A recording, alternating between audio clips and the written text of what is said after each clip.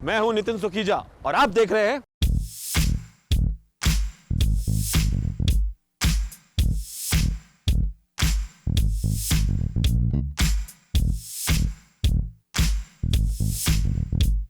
Hello and welcome. स्वागत है आपका उस शो में जहां हम हर बार जाते हैं एक नए शहर में और वहां पे देखते हैं ऐसे नज़ारे जो आपने कभी देखे नहीं होंगे। खाना पीना तो ऑफ कोर्स होगा ही होगा, वहां का क्या खास खाने को है, जानेंगे वहां के कल्चर के बारे में, और ये सब हम करते हैं एक दिन में।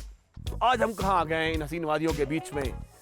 इसके पीछे एक कहानी है। जब भूटिया नामग्याल राजा ने शादी की लिंबू ट्राइब की रानी से और राजधानी बनाने के बाद उसने कहा कि इसे क्या नाम देंगे, तो उसने कहा कि सूखिम, यानी कि नया पैलेस, यानी कि नया घर।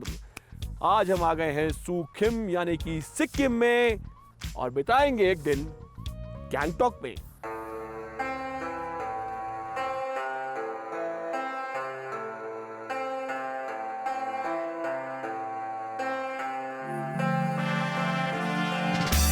इस शहर की वादियों में, हवाओं में, फिजाओं में बुद्ध के ज्ञान की महक है।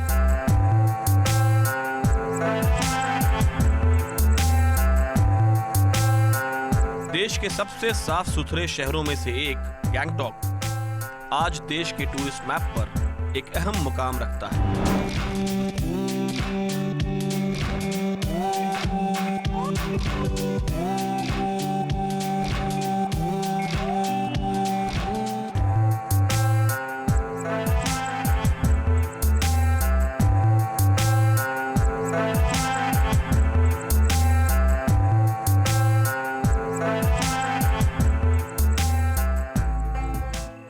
सुबह के 5 बजे हैं। सुबह की शुरुआत हमने जल्दी की। पहाड़ पर दिन जितनी जल्दी शुरू किया जाए उतना ही अच्छा होता है। हमें बताया गया कि सुबह सुबह यहाँ से जो नज़ारे देखने को मिलेंगे उसका क्या कहना है। तो थोड़ा शहर के बाहर जाते हैं, एक चक्कर मार के आते हैं, देखते हैं क्या क्या है वहाँ खूबसूरत। हमें बताया गया ठंड भी थोड़ी है, तो स्वेटर साथ में हमारे है।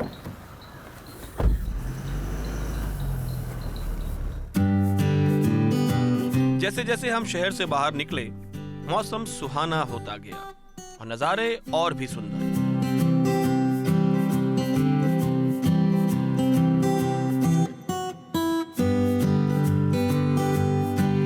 हरियाली पर रुई के फाहे की तरह फैली बर्फ दिखी और दिखने लगे कुछ लोग जो उस बर्फ का लुत्फ उठा रहे थे।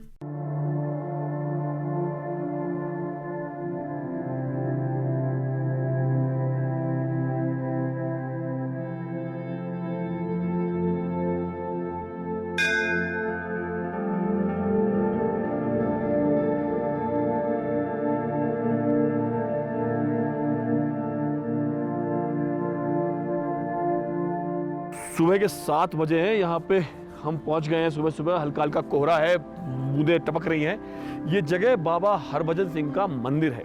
अब बाबा हरभजन सिंह कौन थे, हम सुबह सुबह यहाँ पे क्यों आए हैं? बाबा हरभजन सिंह का स्मारक स्थल जो ये है, बाबा हरभजन सिंह एक सेना के सिपाही थे। 1968 में यहाँ पे पोस्टेड थे। एक एक्सीडेंट में उनकी मृत्यु हो गई, उनकी बॉडी नहीं मिली। फिर वो सपने में आए अपने साथियों के और उन्होंने बताया कि उनकी बॉडी कहाँ थी। बॉडी मिली, उन्होंने कहा कि उनकी समाधि बनाई जाए। उनकी समाधि बनाई गई। फिर ये माना जाता है कि बार बार वो सपने में आके अपने साथियों को सचेत करते रहे कि कब हमला होने वाला है चीन से, कब क्या होने वाला है। तो भारतीय फौज उनको सम्मान में आज भी उनको एक जीवित सैनिक की तरह ट्रीट करती है। जैसे वो पहले रहते थे वैसे वो रहते हैं। वो छुट्टी पे अपने गाँव पंजाब जाते हैं। भारतीय रेल उनके लिए एक सीट रिजर्व करती है। बाबा हरभजन सिंह की समाधि पर मत्था टेकने के लिए लोग दूर दूर से आते हैं। तो हमने सोचा कि गैंगटॉक के सफर की शुरुआत सुबह हम यहाँ पे मत्था टेक कर करते हैं।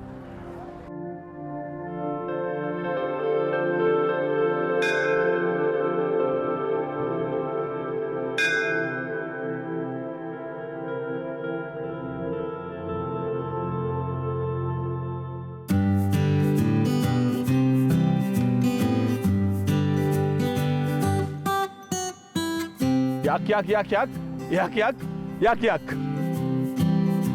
बाबा हरभजन की समाधि से वापस लौटते हुए रास्ते में पड़ी छांगू लेक। 4,500 मीटर की ऊंचाई पर बनी इस ग्लेशियर लेक के किनारे रिमझिम फुहार के बीच भी लोग फोटो खिंचा रहे थे।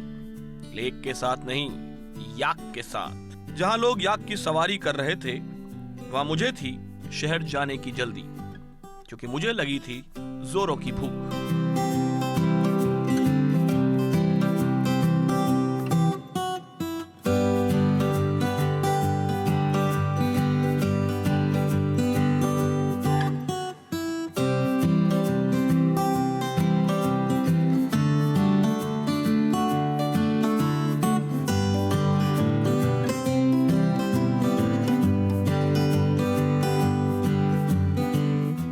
हम आ गए गैंगटॉक में बेकर्स कैफ़े में। दुनिया भर में घुमक्कड़ शास्त्र की जितनी भी किताबें हैं वहाँ पे इस कैफ़े का नाम स्वर्ण अक्षरों में लिखा हुआ है। तो हमने सोचा क्यों नहीं आज इंग्लिश टाइप का नाश्ता किया जाए। मेरी टेबल पे है एक शाक्षुका, मेडिटेरेनियन डिश है, आयरिश कॉफ़ी है, कॉकटेल नहीं। और यहाँ की जो बेकरी आइटम्स हैं ये एप्पल क्रम्बल है और ये ऑरेंज मफिन है। अगर इन्हें खाना पाप है तो ऐ खुदा ये पाप मुझे करने दो।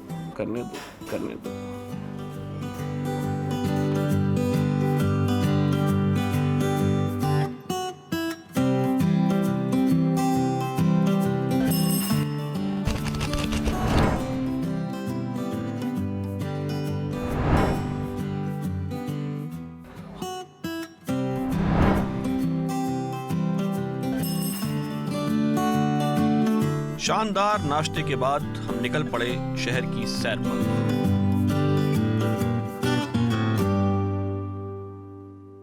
अर्ज किया है कि होठों पे ऐसी बात मैं दबा के चली आई, खुल जाए वही बात तो दुहाई है दुहाई, ओ शालू। ये गाना याद है आपको? देवानंद की ज्वेल थीफ में था। इस गाने की सेटिंग सिक्किम के महाराज का दरबार थी। मेरे पीछे सिक्किम के महाराजा का पैलेस है। जब ये गाना शूट हुआ था तो सिक्किम भारत का हिस्सा नहीं था, एक इंडिपेंडेंट किंगडम था। लेकिन 1975 में यहाँ की जनता ने सोचा कि बहुत हुआ सम्मान, अब हमें राजशाही नहीं चाहिए। सिक्किम का किंगडम खत्म हुआ और सिक्किम का भारत में विलय हो गया। राजा के पैलेस के बाद हमने देखी जनता की विधानसभा।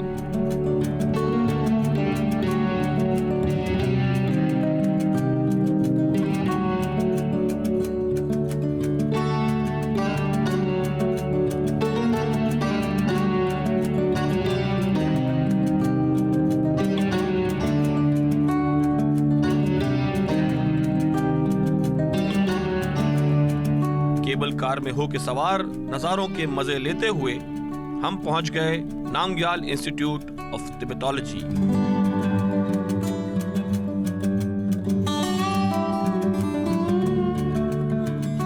ये गुरु पद्म संभव है। इन्हें वज्रयान बुद्धिज्म का बुद्ध कहा जाता है। वज्रयान बुद्धिज्म वो वाला बुद्धिज्म है जिसमें तंत्र विद्या का प्रयोग होता है, जिसका गौतम बुद्ध के बुद्धिज्म से कोई लेना देना नहीं था। सिक्किम, नेपाल, भूटान और दुनिया भर में जहां जहां भी वज्रयान बुद्धिज्म है, आजकल वही माना जाता है, उसके पीछे इनका ही हाथ था। और ये बात गौर करने वाली है कि ये हिंदुस्तानी थे।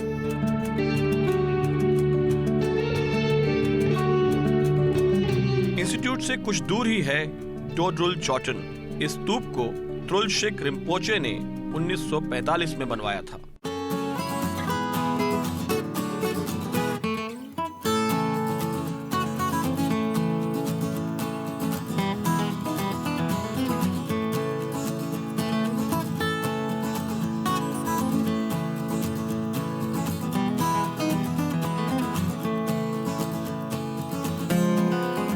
दोपहर के 1 बज चुके हैं और बहुत तेज भूख लगी हुई थी। हम आ गए हैं निम्तो रेस्टोरेंट में, गैंगटॉक सिटी में।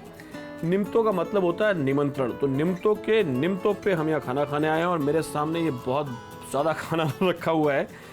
ये ऑथेंटिक सिक्किमीज थाली है और कुछ चीज़ें और हैं।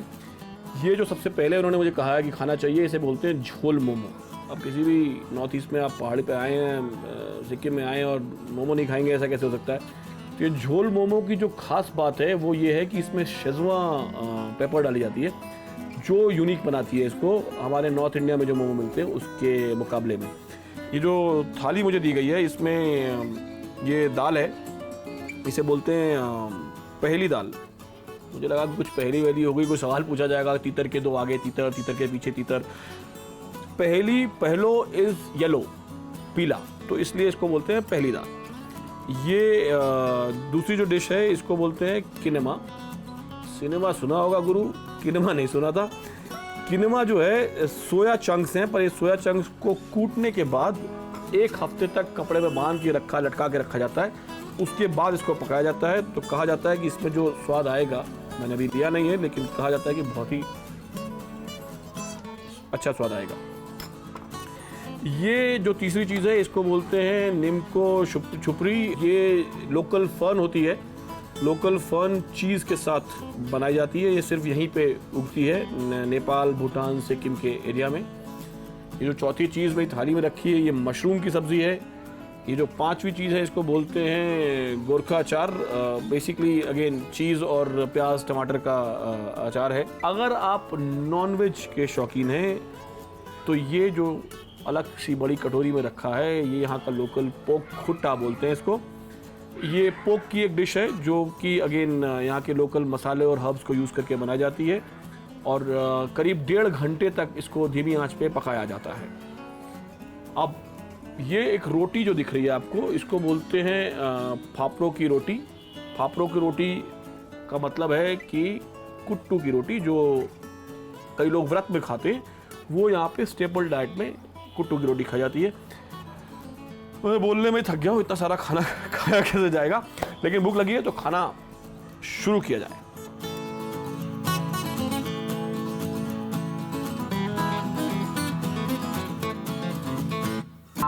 लंच के बाद हमने सोचा कि एक बार शहर को ऊपर से उड़ के देखा जाए, तो हम उड़ चले अपनी जॉय राइड पर और सही में शहर का अद्भुत नजारा देख मजा आ गया।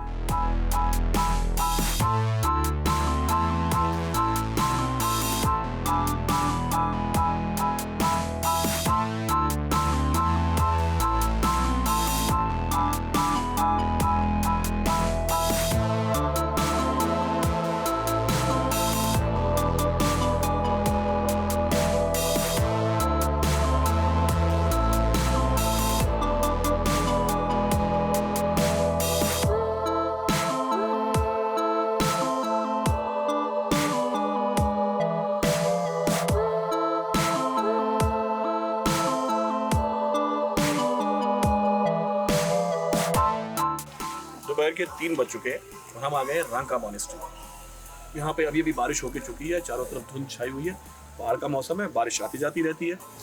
जब हम गैंगटॉक आए तो हमें बताया गया कि आप मॉनेस्ट्रीज देखने जाएं तो रुमटेक चले जाइए। ये गैंगटॉक शहर में भी 2-3 मॉनेस्ट्रीज हैं, लेकिन हमने चूज किया रांका मॉनेस्ट्री को क्योंकि इसके बारे में हमें बताया गया था कि बहुत ही खूबसूरत जगह है और वाकई में चारों तरफ पहाड़ है, वादियाँ हैं, पीछे एक मॉनेस्ट्री यूनिवर्सिटी है, वहाँ पे लोग ज्ञान प्राप्त करते हैं। इस माहौल में अगर आप आंख बंद करके खड़े हो जाएं तो हवा आपके कान में आके बुदबुदाती है, बुद्धम शरणम गच्छामि, धम्मम शरणम गच्छामि, संघम शरणम गच्छामि।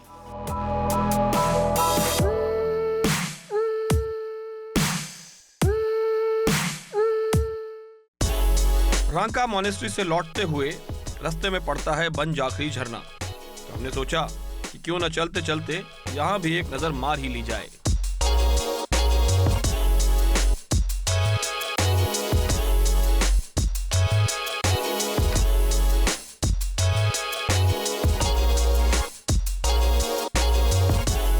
मौसम सुबह जो बेईमान हुआ तो शाम तक छुटपुट बारिश होती ही रही। ऐसे में शहर के बीच एमजी मार्ग पर गरम चाय की चुस्की दिन भर की थकान मिटाने के लिए बहुत जरूरी थी।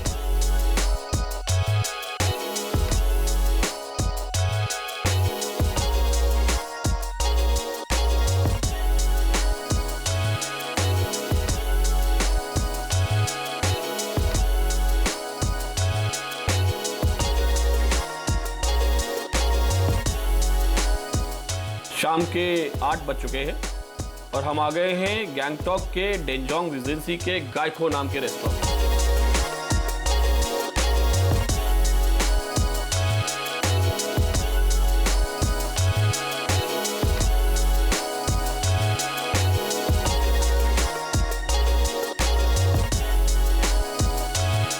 तो ये जो गाइको सूप है ये आप देख सकते हैं अलग तरह के बर्तन में है।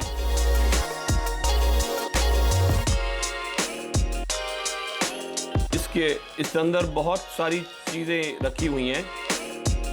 यहाँ पर अगर शुरू करें तो बटर मशरूम्स हैं, जुकीनी है, कुछ वेजिटेबल्स हैं, ये लाफिंग है वाला लाफिंग नहीं, लाफिंग बेसिकली मार्क को सॉलिडिफाई करके बनाया जाता है। यहाँ पे ये सी फूड है, प्रॉन्स हैं, चिकन है, ये एग्स हैं और साथ में ये वेज स्टॉक सूप है। इसमें सूप ऊपर से डाला जाता है। आप इसमें सामान ले सकते हैं, अपने पॉट में डाल सकते हैं और खाना शुरू कर सकते हैं।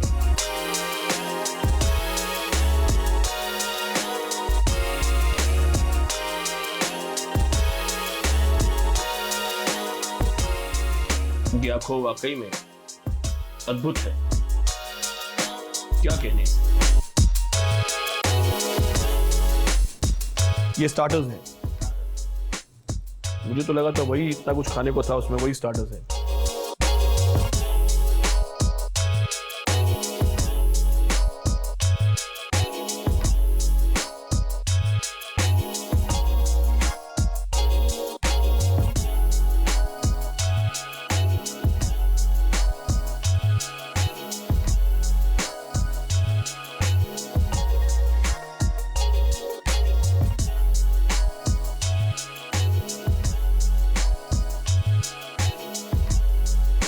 वाह वाह वाह, थाईलैंड में इतना अच्छा थाई खाना नहीं बनता होगा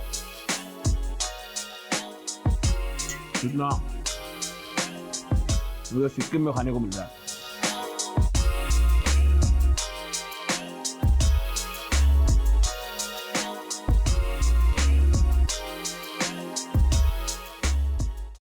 सुबह के 5 बजे जो दिन शुरू हुआ था वो यहाँ पे खाना खाने के बाद अभी खत्म नहीं हुआ है। हम यहाँ ऐसे ही थोड़ी खाना खाने आए थे।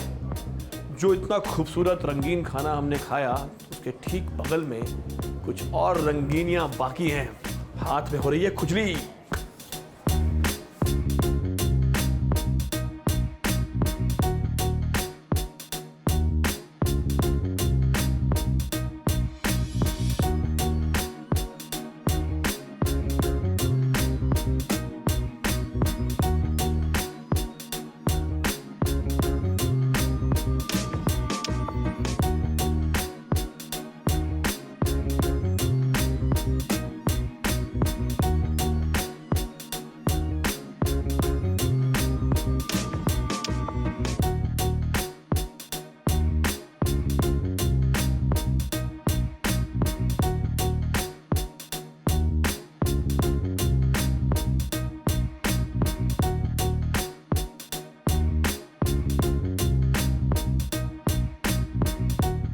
जीत हो या हार हो, जिंदगी का पहिया यूं ही चलता रहेगा।